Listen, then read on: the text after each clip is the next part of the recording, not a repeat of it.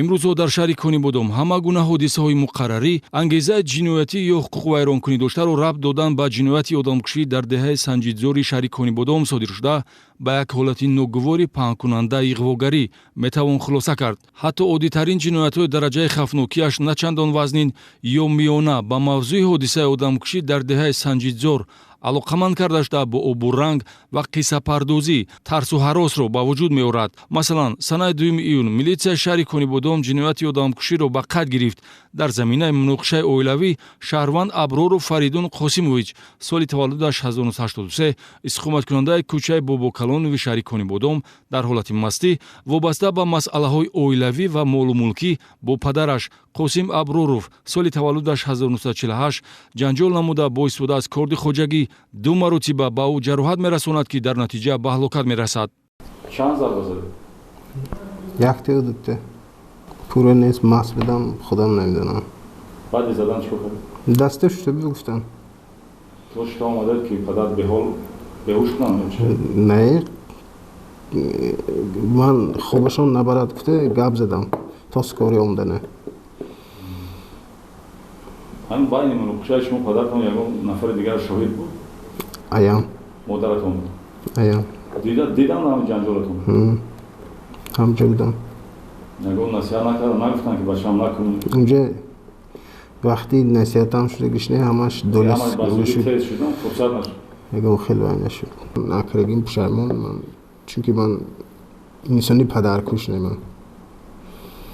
ҳарчанд дар аввал гумонбаршуда кирдори содирнамудаашро рӯйпӯш кардан мехост ва ҷинояти махсусан вазнинро ба ҳодисаи нохуш пайвастанӣ буд, аммо ташхиси суди тиббӣ, тафтиши ҷои ҳодиса бо методҳои оперативию тафтишотӣ ва криминалистӣ ошкор намуд, ки ҳалокати падари хонадон аломатҳои марги маҷбурӣ дорад. Дар ҷараёни тафтишоти пешакӣ фарзияи мазкур тасдиқ ёфт, зеро муноқишаи падару писар дар танҳоӣ сурат нагирифта, модари хонадон низ он лаҳза дар ҷои ҳодиса ҳуҷраи манзили истиқоматӣ ҳузур дошт. Dilamba zad توی غربتت توی همو کشم ایم همو کشم گفتور که داداش منه گفته کرده گرفتن و پتافتن. дар ҷомеа фарзандонеро ки гиребони волидайн гирифта ба онҳо муносибати дурушту бераҳмона доранд, фарзанди нохалаф мехонанд. аммо аз ҳаёт маҳрум кардани падар ё модар ҳодисаҳои бемисле мебошанд, ки ҳатто бо шунидани он вуҷуди инсонро дард фаро мегирад.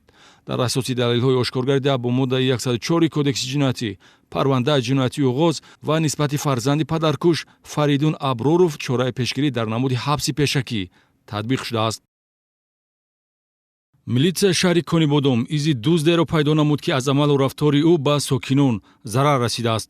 шаҳрванд Умаров Рустам Октамҷонович соли таваллудаш 1979 истиқоматкунандаи шаҳри Конибодом новобаста аз оне ки қаблан барои дуздӣ суд шудааст, аз амали ношоистаи ба ҷомеа хавфнок худдорӣ накарда дар як ҳолат манзили истиқоматӣ воқеъ дар баландошонаи кӯчаи 8 марти шаҳри Конибодом ва дар лаҳзаи дуюм чойхонаи Баҳодур воқеъ дар кӯчаи Исмоили Сомонии шаҳри Конибодомро ҳадафи дуздӣ қарор додааст.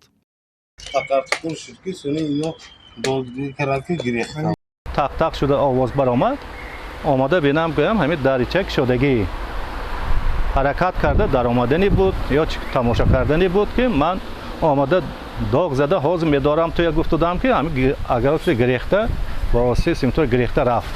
аз ҳодисаи шудагӣ ман кормандони милитсия бохабар кардам, бо тезӣ омадам, ҳамроҳ камераҳои ҳамин ҳудуди хонаҳо будагӣ ва нишондодӣ дарёфт шуд.